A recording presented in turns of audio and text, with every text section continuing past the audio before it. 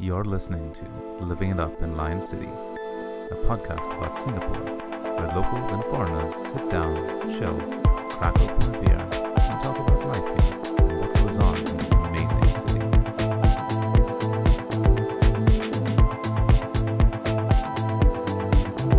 Hello, Internet! Welcome to yet another awesome episode of Living It Up in Lion City, a podcast about life in Singapore and everything that goes on in this amazing city.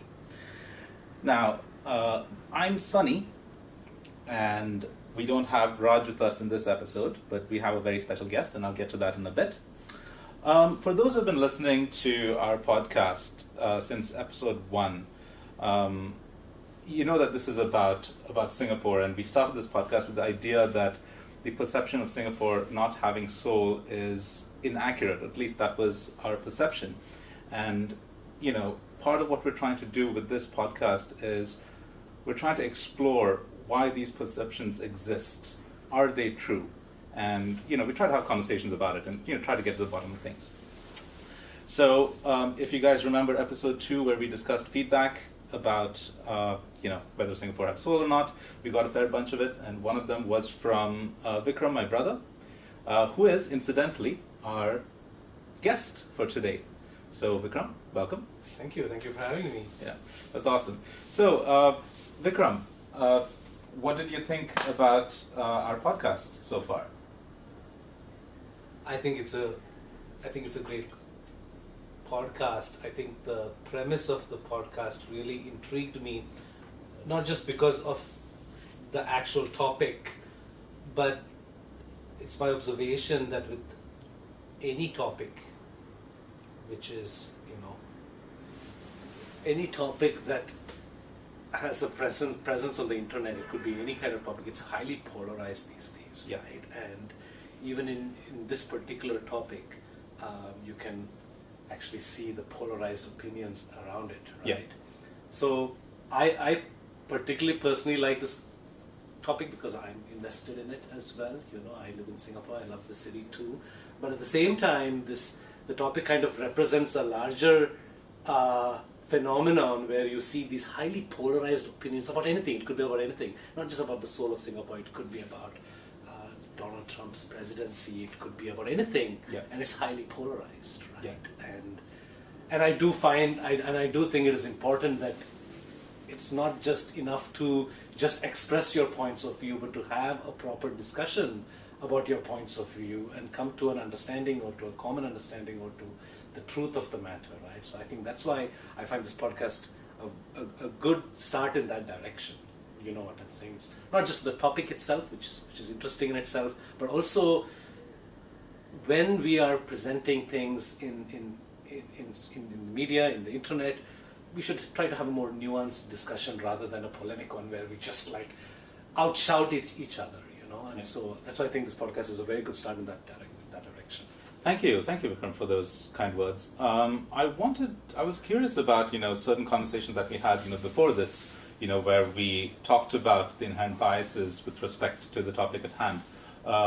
Would you like to tell us a little bit more about what you found problematic with respect to our discussions about, you know, soul of Singapore?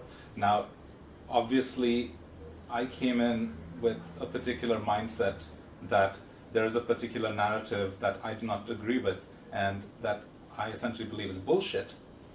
Further discussions with friends, you know, both online and offline, made me reconsider that decision or that opinion, because, you know, there's a lot of people, like you said, it's a very polarized topic, you know, and honestly, I'm just trying to navigate those different viewpoints.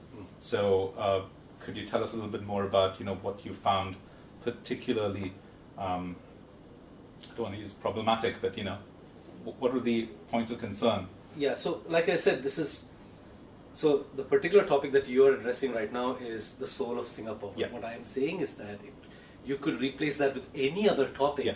and you're gonna confront the same dynamics. This is Correct. my point. You know, this is my point. It could be any topic. You could replace the soul of Singapore with any bloody topic, and the dynamics would be the same. Okay. Right? People have an opinion. Right. And again, let's take a step back, right? I believe that we erroneously conclude that human beings formulate an opinion or make a decision after a conscious and rational consideration of ideas.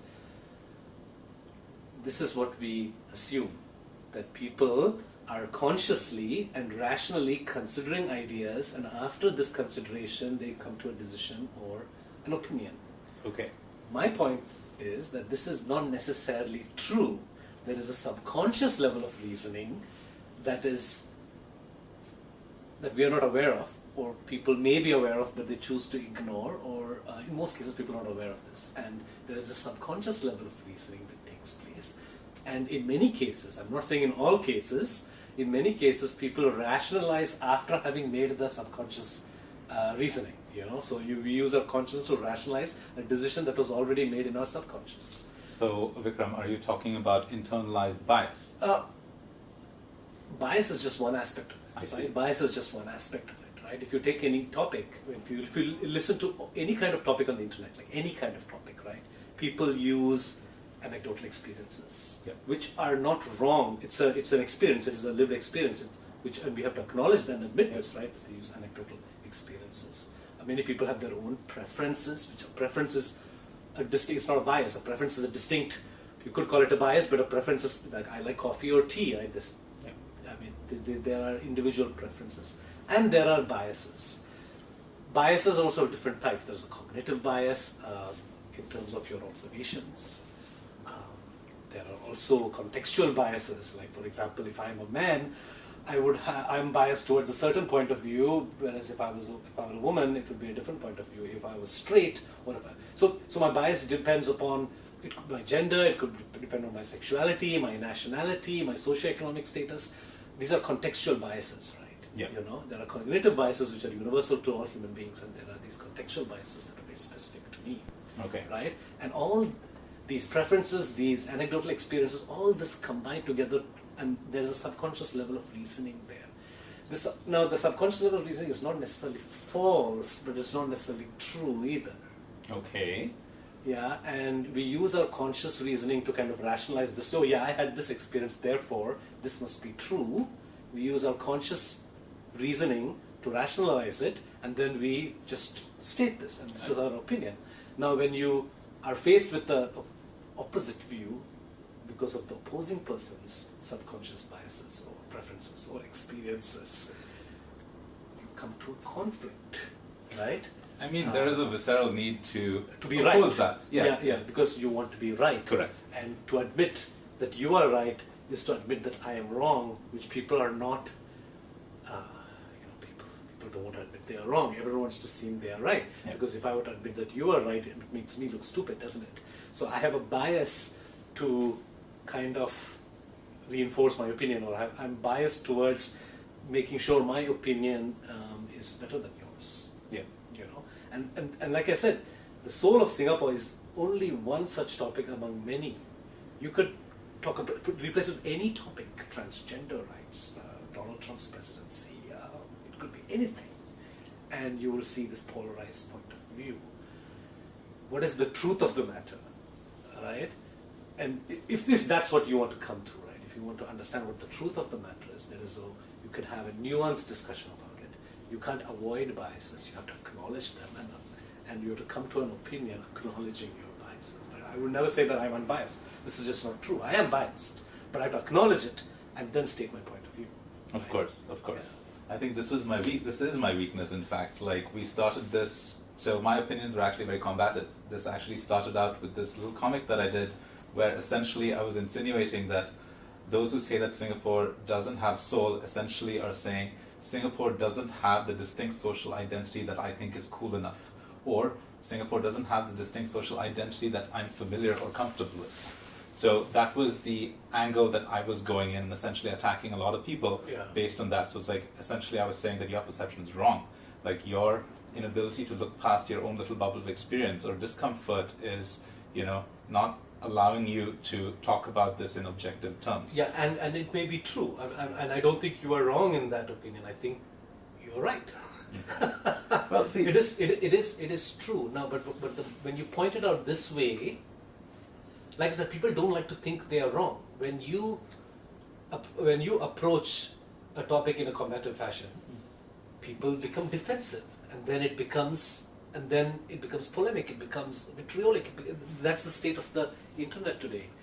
I was looking at a particular topic, I don't remember which topic, and then this one gentleman, I think the comment section is the worst thing on the internet, right? Because it it helps nobody. Depends on which comment section, but straight time comment section, fuck that place. Yeah, but I think every comment section. So there was this one topic, and this gentleman was putting facts, historical facts, and actual data in there, and the following comments just were either attacking this person or attacking his context, his background, or they just kind of like completely disregard the facts that were presented because they don't want to be proved wrong. So they just it's verbal diarrhea. It's just verbal diarrhea, right?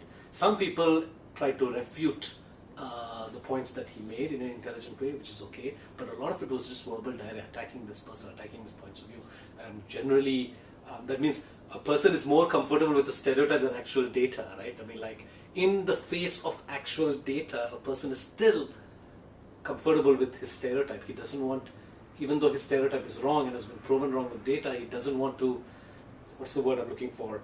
He doesn't want to let go of the stereotype that he holds so dear, right? And so I feel that the internet comment section helps nobody because it doesn't help anyone get anywhere. People are free to express themselves, but it is not a real discussion. People are not learning something. People are not coming to a conclusion. People are not understanding the truth. They're just holding on to their territories and just screaming slogans at each other, right? And that's what I'm seeing.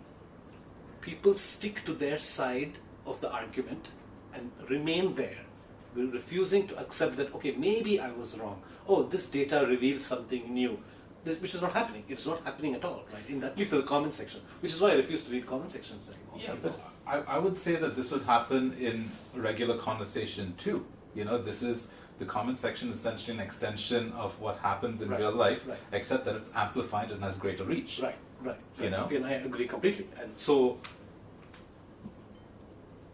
and that's why you need to have a more nuanced discussion, which is like a dialectic discussion. And a dialectic is a dialogue is a discussion within two people where you can say your points of view and I can express my points of view, and that's about it, which is what the comment section is about, as you pointed out. But a dialectic is where you express your points of view and I express my points of view, and we come to a common understanding of what the truth is.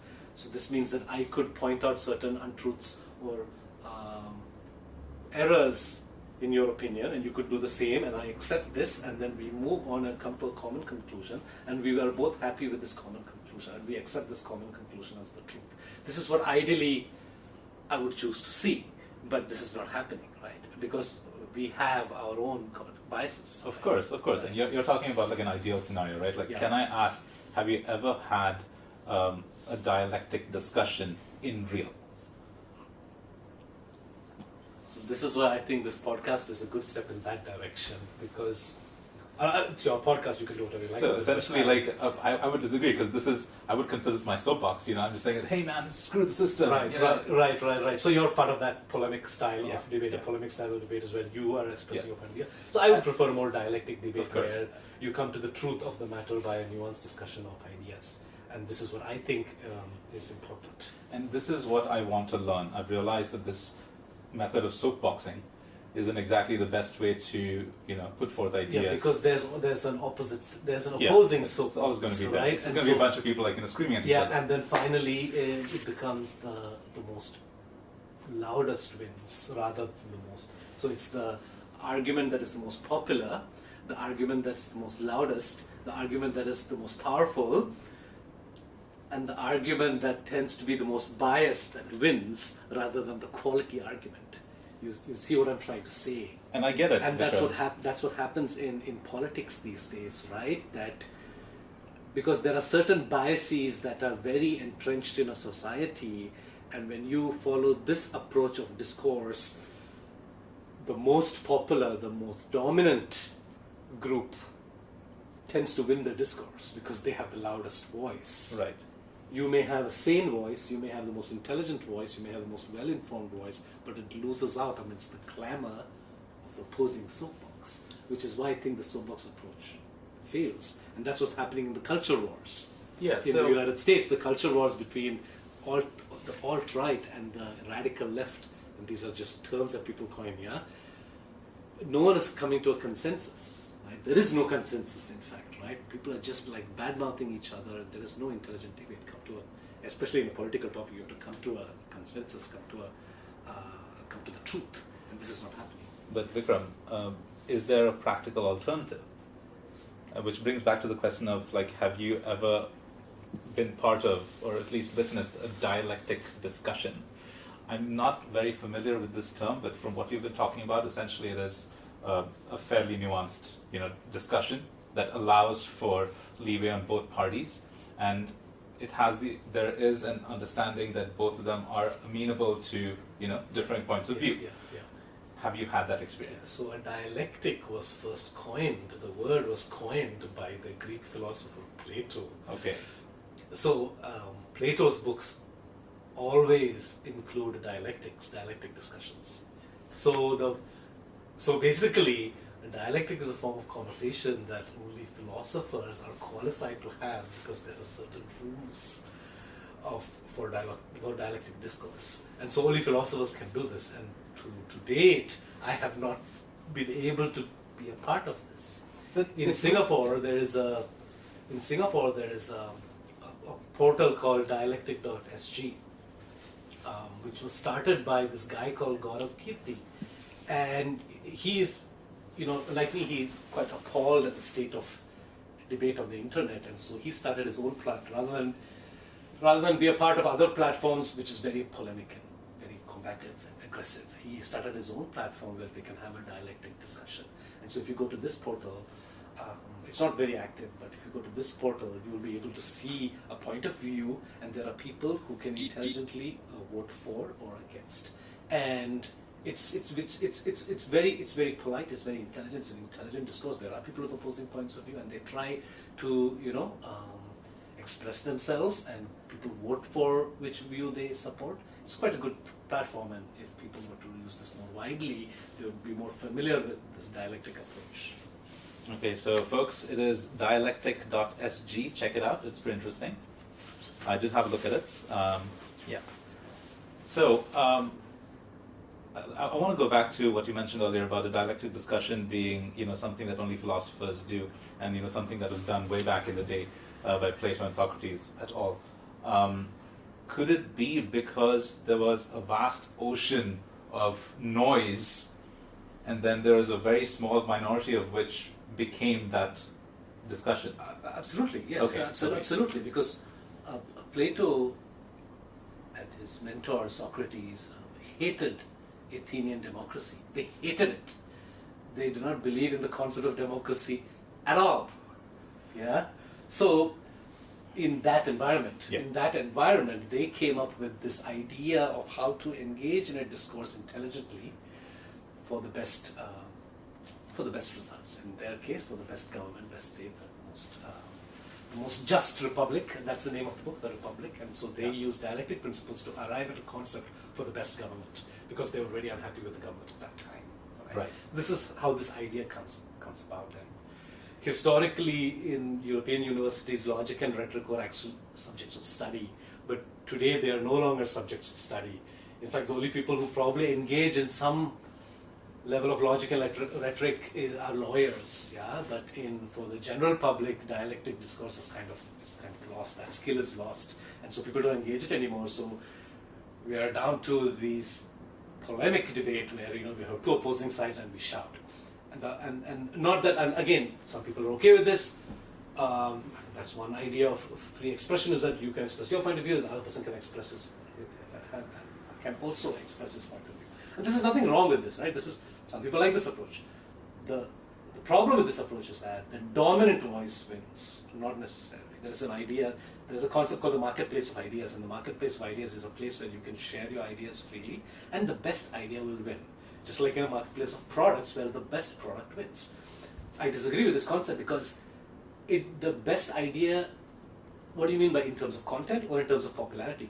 So in the end, the popular idea will win. Yeah, exactly. In the marketplace of ideas, the popular idea wins, not necessarily the quality idea. The most high quality idea does not necessarily win, right? It's the most popular idea that wins. So what is the most popular idea? And this is what I'm saying, is that my premise is that the popular idea is the idea that is supported by the dominant group because of their inherent biases.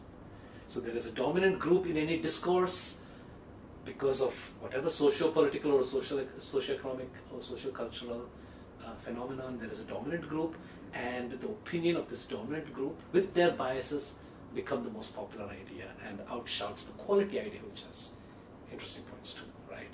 And this is what's happening. So with the topic, with this thing upon of soul, I don't want to point fingers at anybody, but there is a dominant group, dominant social cultural group, right? Whatever that may be, right? Yeah. And people identify different things, but there is a dominant social cultural group, and their voice is louder and stronger.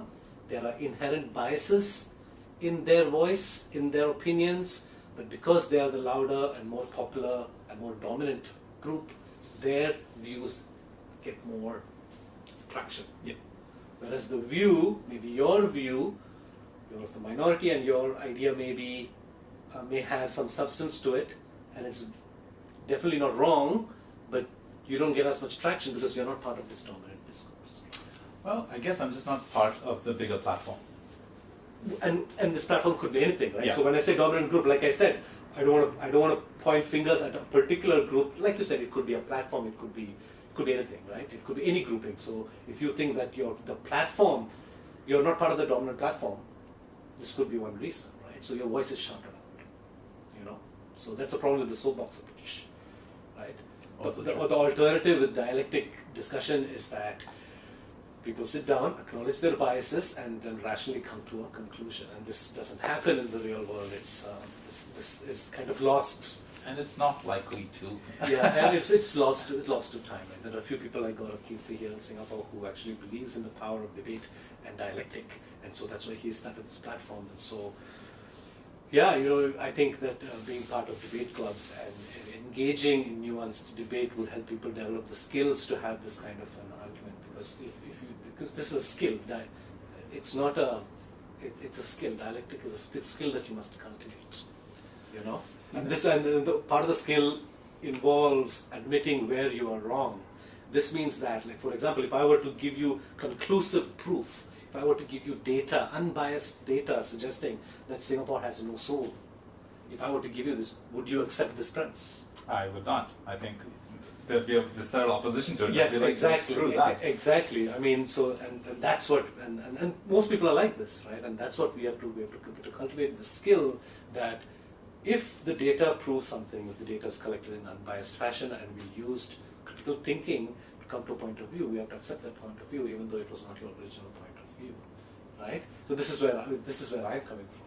Having said that, I do think that your argument has merit, right? Without a doubt, right? Which is why I support this premise that, of course, Singapore has soul. What I'm saying is that the various feedback you get around it comes from this background. Yep. There are biases with different people, and we have to acknowledge them, and they have to acknowledge them. And being biased is not wrong. People think that being biased makes them bigoted or narrow-minded or whatever, but the truth is that everyone has biases, right? Cognitive biases and contextual biases. Everyone has biases, and it's important that we acknowledge them. Yeah. And you can have a discussion by acknowledging this bias. This is what I'm talking about. And this is what I want to get to. So let me start off by saying that one of the biggest biases that I witness generally when I talk to people about various things is essentially the idea that every single place or every single, let's say, cultural entity is defined by how it has been portrayed in Hollywood. Now, this is something that may be inaccurate, but I generally believe this. I believe that Hollywood is the cultural mecca right now. And this has actually defined a lot of things. Now, there is, last year when I was in Washington, D.C., I went to this museum. It's the Aerospace Museum. Over there's a very interesting exhibit about, the history of modern aircraft. One of the things was that the airplanes tended to be quite expensive to travel and stuff like that. So airplane companies wanted to get people to travel outside of the US, right? And they were losing money against the railway system, which was a lot more popular, a lot cheaper and stuff like that. So the airline companies decided that, the closest place that U.S. citizens could go to would be like some of the European cities, Paris and London, etc., etc. So they built up an ad campaign romanticizing, Paris, London, and a bunch of European cities. And, if you notice their ads, the evolution of ads across the decades, you'll notice that, London, Paris, and a bunch of other cities have been romanticized and then romanticized on top of that to the point where when you think of Paris, for example, it's this image of, like city of love or et cetera, et cetera. Now, I'm not singling out Paris in this particular instance. What I'm trying to say is that a lot of these things have been defined by ad spaces, by movies. The very nature of Hollywood before the 1950s was that it was essentially propaganda. Hollywood was used as a vehicle, for American propaganda. Demonizing enemies that the U.S. was at war with, and going forward for other things. When consumerism came up, and in the 1950s, the ideal lifestyle was essentially pushed by a bunch of companies who wanted to, sell their products a lot more. Now, this probably sounds like conspiracy theories and stuff like that, but then I do honestly believe that a lot of our perceptions of countries, of cultures, of peoples is based on a long history of Hollywood pushing certain narratives, right? This is a bias that I feel others have, but then there's also a bias that I have against that kind of thing, right? Now, my question here is that something that, you're familiar with, that you agree with? Do you think that's the dominant bias? I completely agree with this, and I would go as far as to say that it goes beyond Hollywood. You know what I'm saying? I do agree. Hollywood is the West's greatest cultural export. Yeah. Without a doubt, right? And it goes beyond that, is my point, right? And we were talking about Orientalism lately, which is a post-colonial work by Edward Said, where he says that the West, for at least 300 years, has continually depicted the non-West in a certain fashion. Yeah. They've depicted the non-West in a certain fashion and misrepresented the non-West without consulting with the people in the non-West. They've misrepresented them. They've depicted them in a way that suits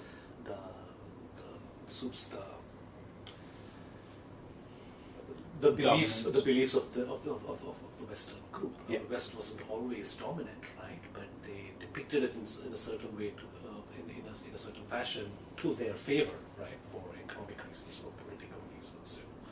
One of the reasons why I got into this, I started researching about all these things, is because I got into a debate with a gentleman who claimed that the British colonialization of India was beneficial to India, which I vehemently disagreed with. Right? I vehemently disagreed with, but this is what he truly believes in. Right?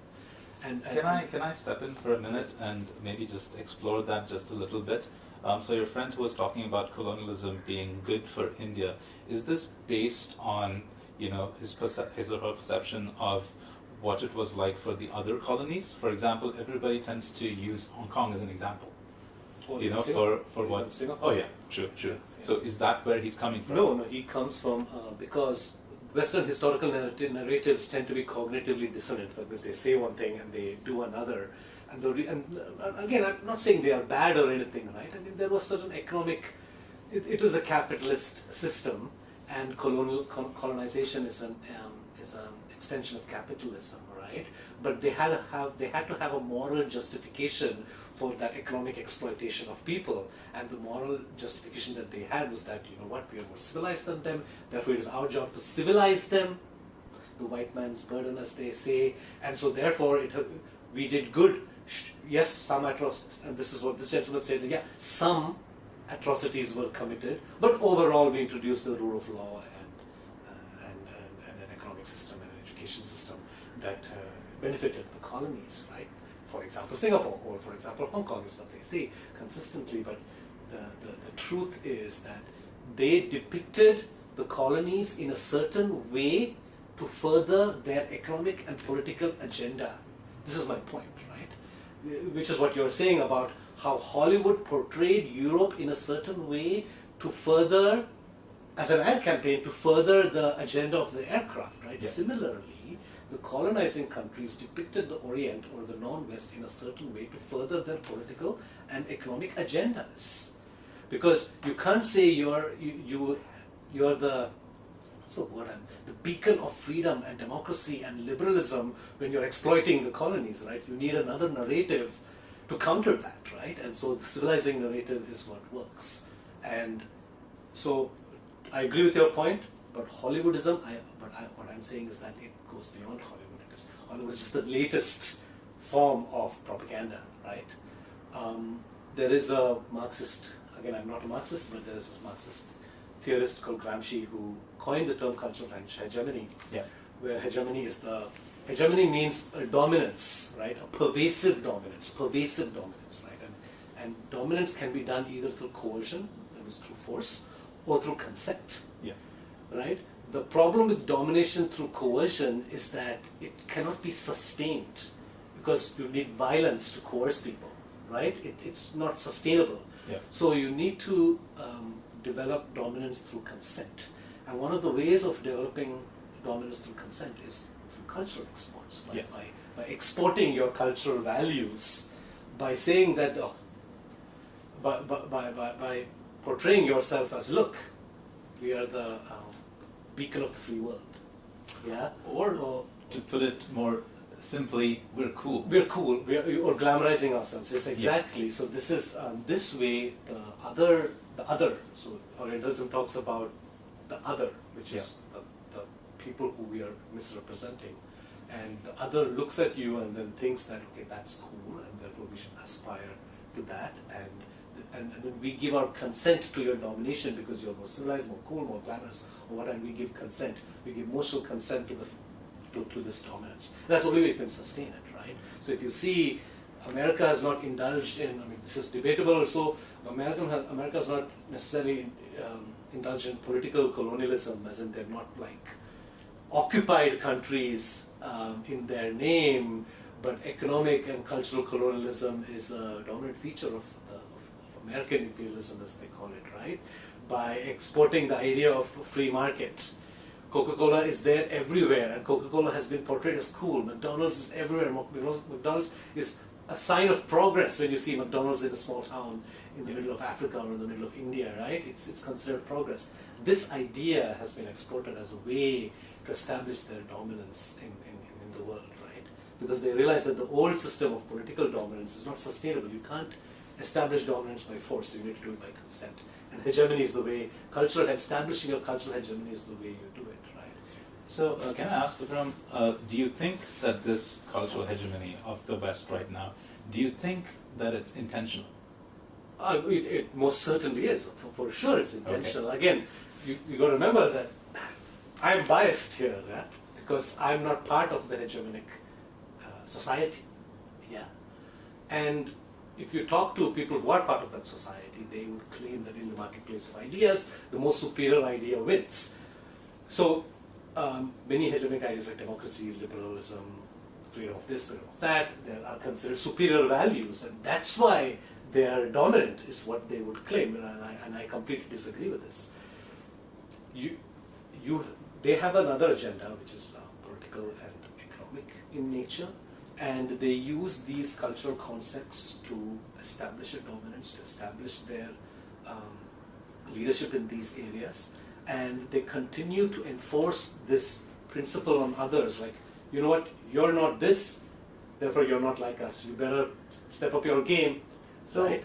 Okay, maybe I'm a little confused here. So the kind of cultural dominance that's, that's being talked about right now, how intentional is it? Like, because I want to use an example of, let's say Coca-Cola in the 1950s.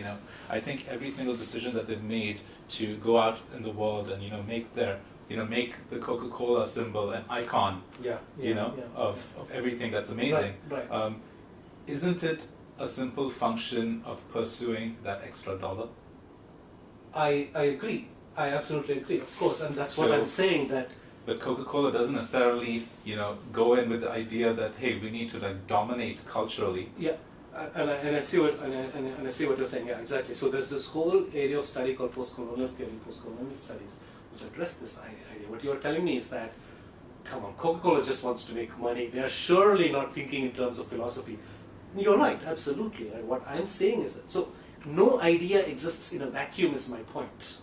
No idea exists in a vacuum. There is a larger socio-cultural and political landscape in which ideas develop. So an idea doesn't develop in, these things, this environment has an impact on the idea. The thing about hegemony is that it is such a pervasive idea. It is so pervasive that people are not necessarily thinking that, oh, I need to re-establish this hegemony, or I need to reinforce this hegemony, and therefore we should do this. No, people are not thinking this way for sure. What I'm saying is that the hegemonic environment is already there. People are already functioning in this environment, and they function in a way that perpetuates it. No one is thinking that, oh, we need to establish Western hegemony over China. No one is thinking this way. But because of the backdrop, because of the historical, because of history, the same narrative just keeps continuing, and every action that the dominant group does tends to perpetuate it. This is my point. And this is where I'm saying it's a subconscious level of reasoning which perpetuates this hegemony. Okay. Now this is very complex, right? So let's break it down. Let's think of it this way. So both of us are speaking in English right now, right? We are speaking English right now. We are articulate. We are fluent. We are speaking English right now. You can have a point of view, and I can have another point of view, and we can articulate this very fluently because we have complete command. We have complete command of the English language. Now, imagine if you met a gentleman who could not fluently articulate in English, and he had an opposing point of view, and he expresses his opposing point of view in not so good English, right? In bad English. So, because he can't articulate his view very well as you can, does not make his argument wrong. Of course. It does not make him inferior. Yeah. It does not make him stupid. His argument may be very sound, or even better than yours, or maybe more truthful than yours, but the fact that he cannot articulate it makes it hard for your audience to consider him as a potential.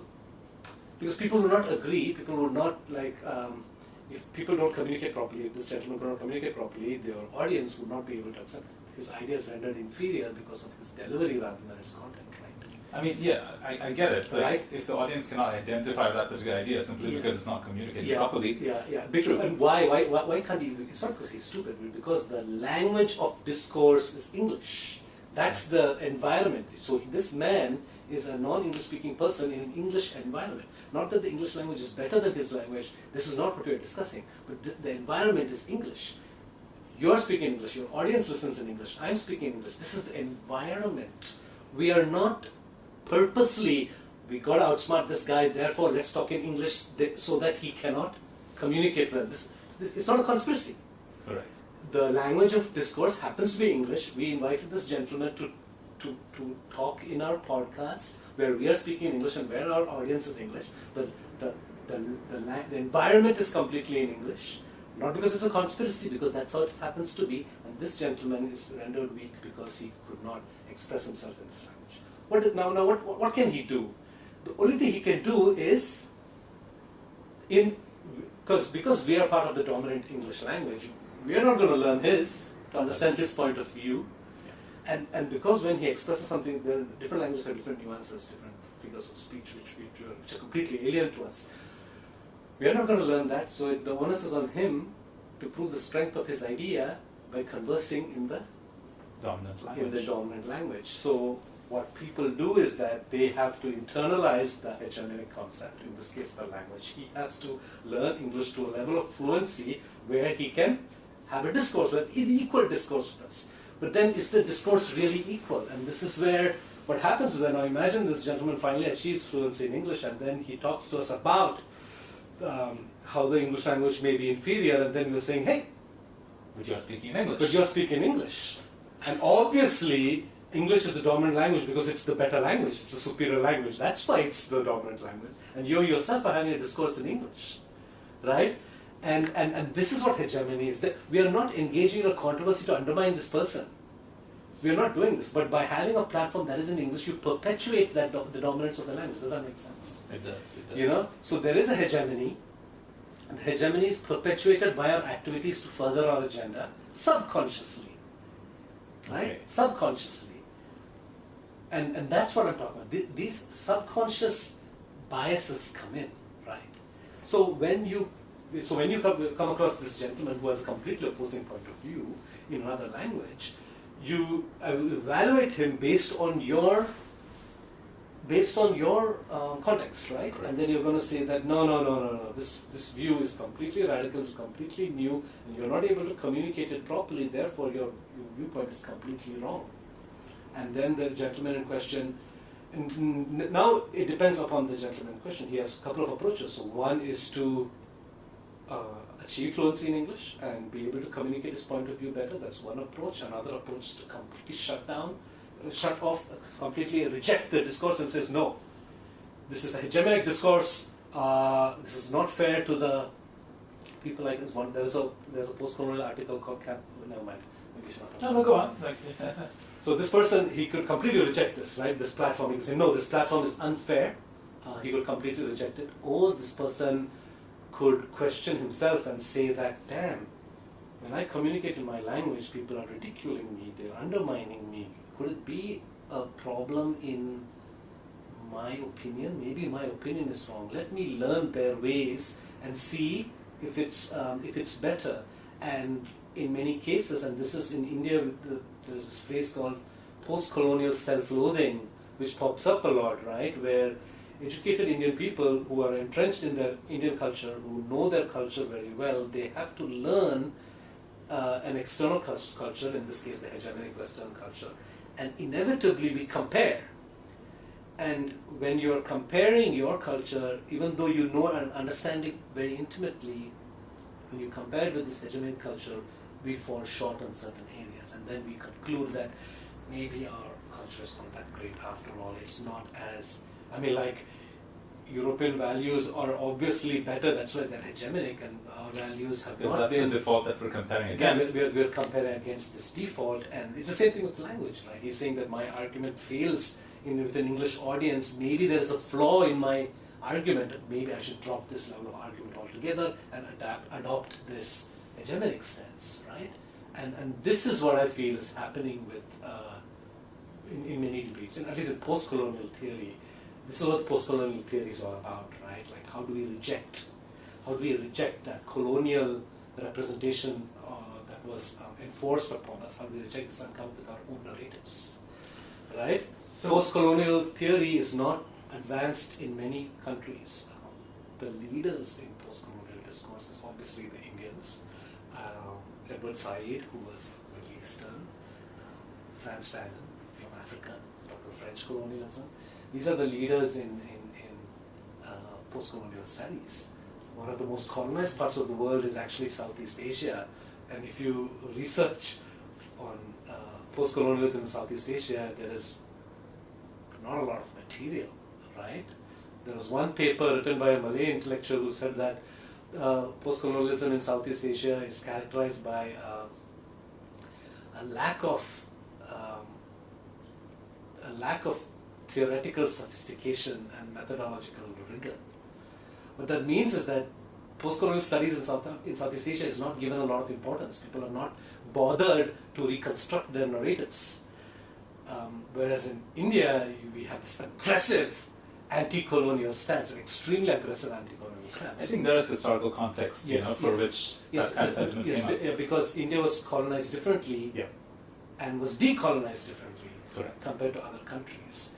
And in the decolonization process, different countries follow different strategies. So even though India adopted the British parliamentary system, we adopted a socialist economy, which is a complete failure, by the way, because the free market economy is a successful idea, whereas the socialist economy is nonsense. But one of the reasons why the Indians adopted it was because of the trauma of colonization, right? And so they adopted this approach, closed their economy. And when they closed the country, they developed their own indigenous cultural forms, like Bollywood, for example, which is such a powerful movement, powerful cultural. It's iconic in India. It is. It is iconic in India. And up until the 90s, people Bollywood was the cultural aspiration that people lived up Yeah. to. It's only in the 2000s, after India liberalized in 1991, 1990, yeah, correct. that Western influence has come into Bollywood movies. Right? Correct. Up until then, if you talk to Indians my age, they really relate more to Bollywood content than Hollywood content. Right? I agree. So the effect of the effect of the Hollywoodism, as you say, is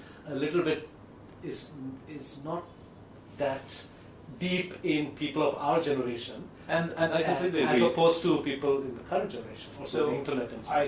Vikram, I do want to say this though. Like, so when I mentioned that Hollywoodism, okay, the term, the Hollywood cultural hegemony, it doesn't necessarily have to be Hollywood per se. What I'm trying to say is that we are all essentially victims of bias based on, pop media. Yeah. Okay, now it could be. Yeah. And what I'm saying is that yes, I agree with you. And media is just one arm of a larger hegemonic system. Can I ask you about this though? So over the last couple of decades, there has been a surge in interest over K-pop.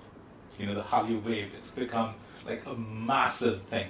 To the Agreed, point yeah. where it is a cultural tour de force. Yeah. Like, where does that stand in the grand scheme of Yes, things? and this is a wonderful thing that is happening is that, like I said, India developed its own, Bollywood developed in a closed Indian economy, right? And these regional cultural movements have started, and I think this is a good. It is. It's a good thing. It is in the right It direction. is essentially a democratization of media. Yeah, it is in Right. the right direction. It is in the right direction. It perpetuates. It stops the misrepresentation of certain groups that have been traditionally misrepresented Right. in hegemonic media. And this is where I want to just probably go back a bit and ask you about this. So you mentioned that, like when I talked about, Hollywoodization of, culture in general, it has come to the point where Hollywood or any other dominant media, like actually redefines the culture of a particular place. Yeah. Having said this, you mentioned, you said that, post-colonial, what's the word that you use? Like, it has like a greater colonial overture, that has been influencing all of this. Do you really think this is true in the age where it's easier to consume different kinds of media from different places? J-pop, K-pop, they've all made their mark in defining what people think of a particular place. Where does that idea of a post-colonial hangover come in? Yeah, because the past post-colonialism, and like I said, post-colonial studies is basically the effect that the colonization period had on the colonies. This has been going on for a couple of decades. We are getting out of the hangover. The hangover is by no means a permanent state, right? We get out of the hangover, and we are getting out of this hangover, right? And that's why the surge of K-pop, J-pop, and this regional this regional media. Yeah. Is rising, so we are getting out of this post-colonial space. What I'm saying is that for the past few decades, with the American dominance of the cultural sphere, the cultural space, to me, it is an aspect of post-colonial thought, right?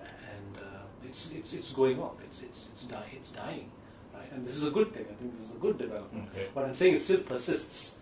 It still persists in the way we think about many things.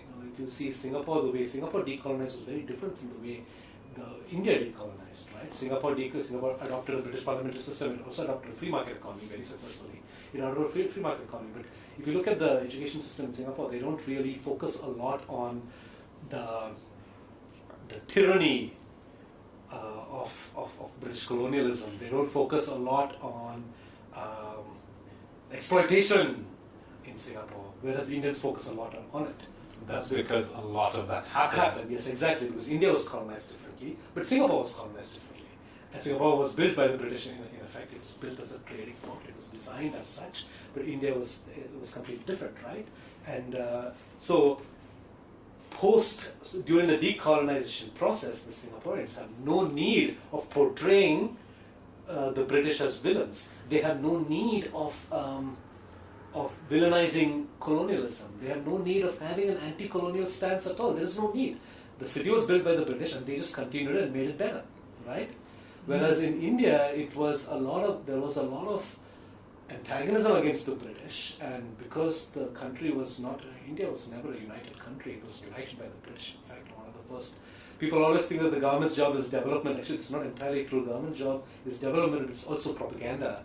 And so one of the things that the Indian government did was this nation-building exercise where the best way to create unity is by identifying an enemy.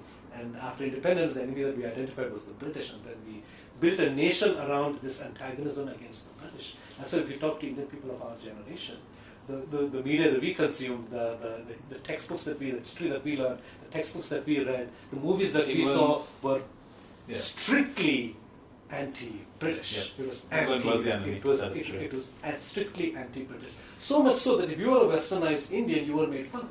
Yeah. Whereas that is not the case here. You see, here being westernized is not a problem at all. In fact, the West is still looked up to. Singapore is quite a westernized city. It's an English. The Singaporeans have embraced English, which is a good thing, by the way.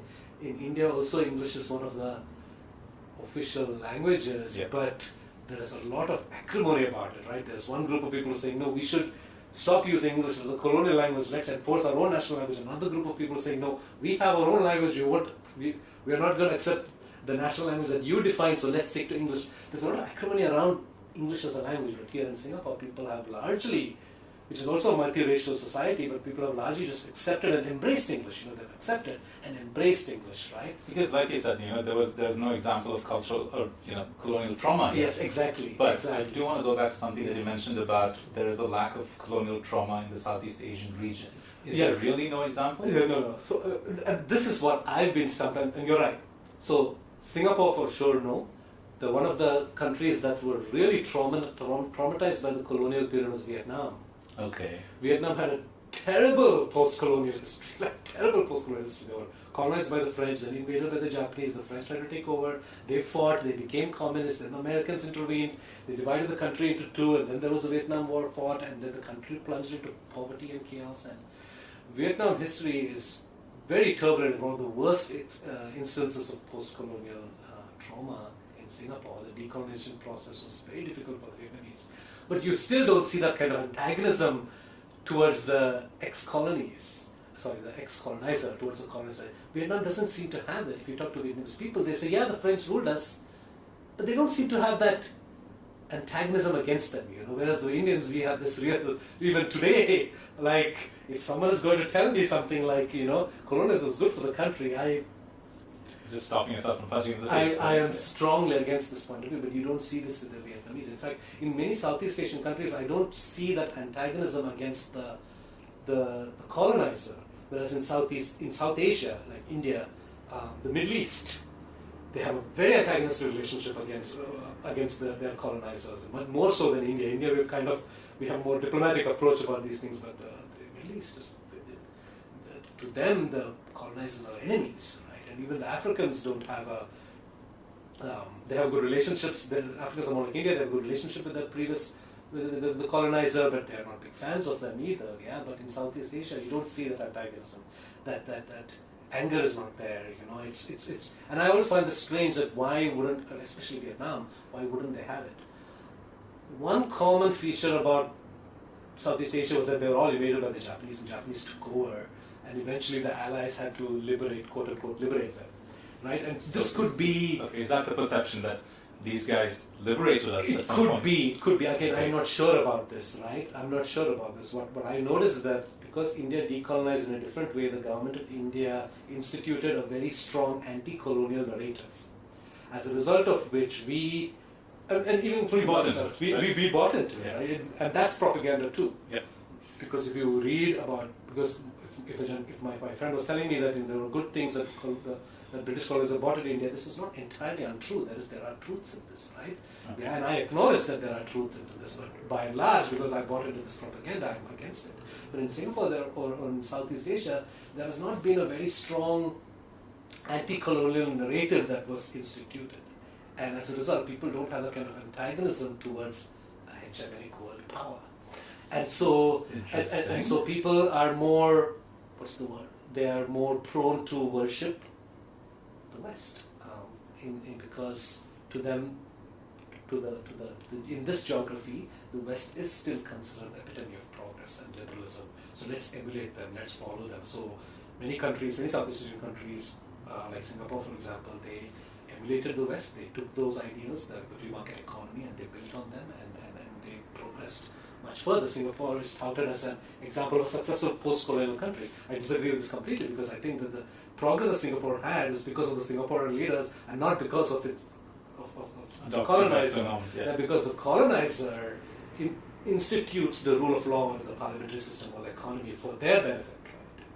And whatever institutions that the colonizers have introduced in India was for their benefit, not for the benefit of the people. What the Singaporeans did is that in post-colonial period, they took these institutions, developed and built on it, and became very successful for their people, which is really great, right? But what I'm saying is that the Singaporeans do not have this anti-colonial stance, or a very strong anti-colonial stance. In fact, Lee Kuan Yew, I think, he himself said something like, "Let's just move on.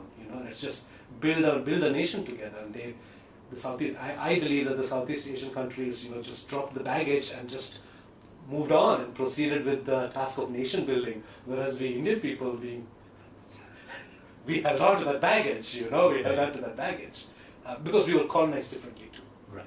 Where we held on to this baggage. And so a lot of Indian people have a healthy suspicion, I won't use the word healthy, we have still a suspicion of Western ideals. I mean, now that you think about it, I honestly never really thought about this a great deal, but the more you talk about it right now, I realize that I think a lot of my opinions, a lot of my stances, essentially could have probably been rooted from that inherent anti-Western bias. Yes, and that's what I'm talking about. We all have our biases, and we have to acknowledge this bias. So when I'm talking to a person who claims that colonialism was good for India, I have to acknowledge my bias in this, right?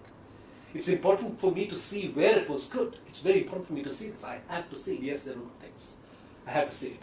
What I'm saying is that because of global hegemony, and like I said before, like with the language example, it's not a conspiracy. That's just the dominant discourse.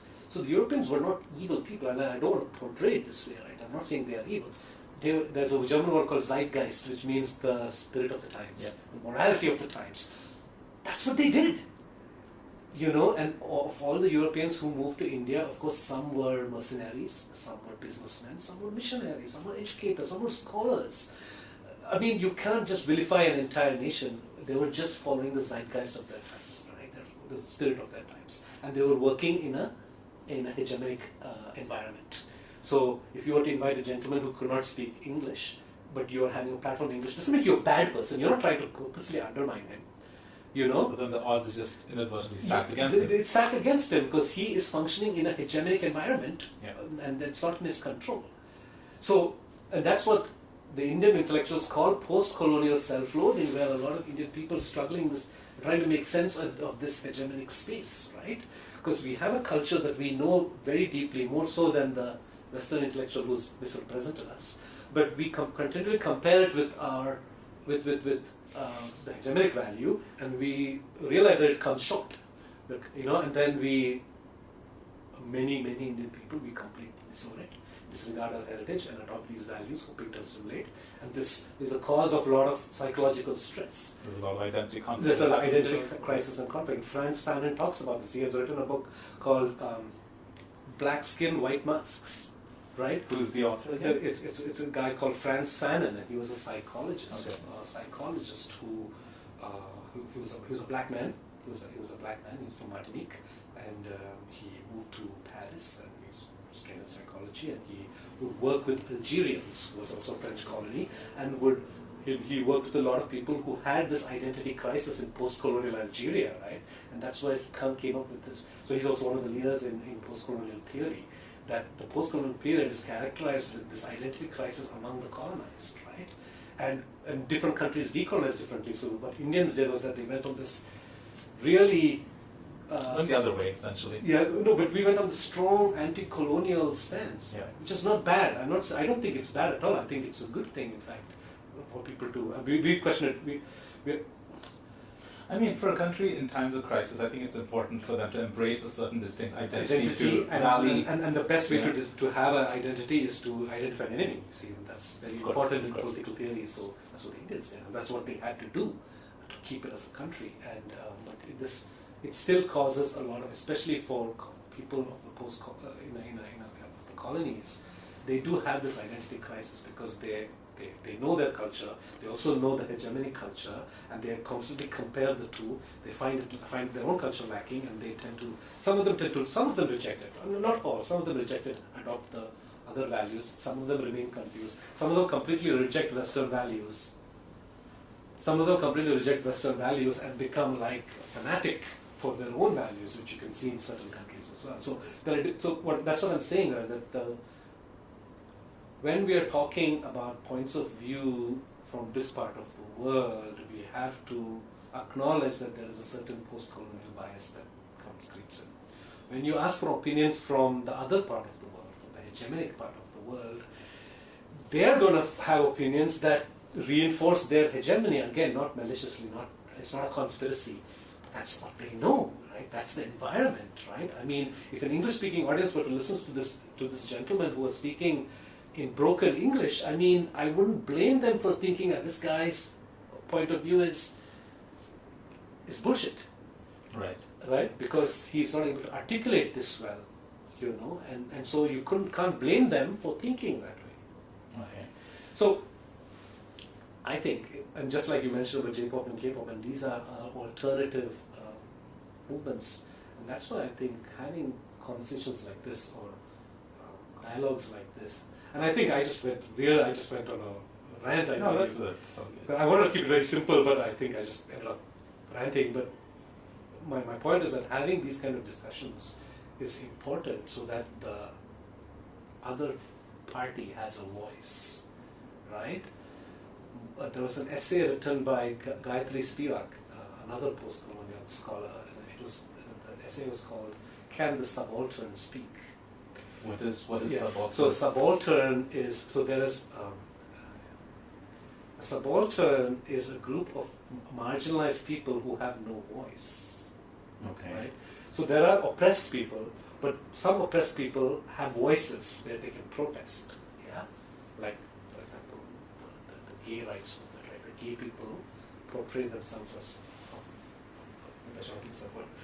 the gay people have a voice. They have a rights movement, but there are marginalized groups that have no voice at all. These marginalized groups are called subalterns, and they don't have a voice. The reason why she writes this essay is that in the colonial times, a lot of the people who the colonists were depicting had no voice. Okay. And so they depicted them in this way. And this narrative becomes accepted.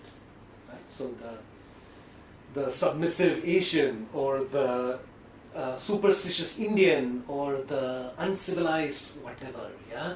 These narratives came to be accepted without without considering the people who they were representing or depicting. So those people became subalterns, and now in this age we don't have to be subalterns anymore. And so just because a person, let's say, expresses a point of view, let's listen to this point of view, but you also have a voice and you can express it. So even though, like you said, we were talking earlier about soul boxing, and if that's what you like, this is fine. It still gives you a voice. So that's what I'm saying. It's fine to have that polemic approach, to have a soul box approach, and it's okay because at least now you have a voice. But you have to remember that with that approach, the dominant voice, the louder voice always wins, right? Yeah. So anyway, so again, back to your topic, Soul of Singapore. I wanted to talk about this, but I didn't get a chance to do that, right? I don't want to ramble so much. I think I ramble way too much. But he does that a lot. yeah.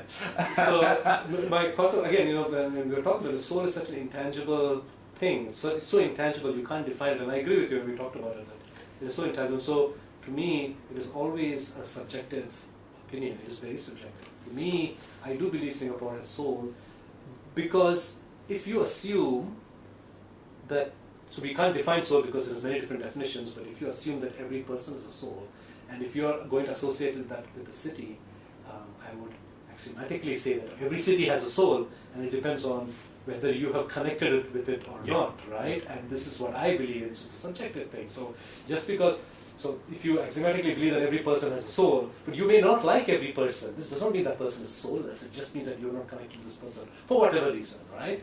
And so for me, I do believe Singapore has soul because I have connected to the city. I've grown as an adult, as an individual in the city. So for me, I love the city. Of Of course it has soul.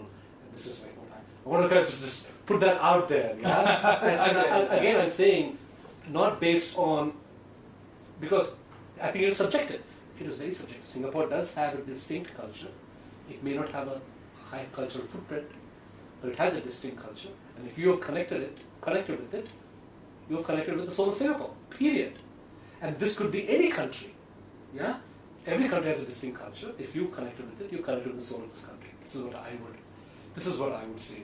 To those who think that Singapore is soulless, I think they are wrong, because I think they should rephrase it as they're not connected with that city. Okay. And this does not make them bad or anything. I mean, they're just not connected, right? I mean, you can't like there everybody. are circumstances that didn't allow them to Yeah, connect. exactly. You can't like everybody. There's no way I can like everybody. You know, the guy on the street who's walking there, you know, he has his own soul. He may have people who love him and like him. I'm not connected with him. This does not make me soulless. I just not made this connection.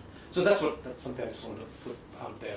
So I completely support this premise that Singapore does have soul, but we are not connected with it. And the reason why we are not connected with it is because we have some subconscious biases. We have certain anecdotal experiences, and we have our own preferences, right, which prevent us from connecting, right? And that's why people assume that Singapore has no soul, and the loudest voice becomes the loudest voice wins. The loudest voice. Right? Yeah. Thank you for that insight, Vikram. And on this note, I think we're gonna call it quits. Any final thoughts? No, it's good. Besides all the other final thoughts. I think I ranted way too much. I wasn't expecting to ramble and rant. I wanted to be very succinct, but I failed as usual. So yeah. That's all right. Yeah, so I didn't mean to complicate it. No, but it's all good. Yeah. I mean, this is the kind of insight that we really want to have. Yeah, but I And think we it's don't really talk about. disjointed, and like there's a lot of things that.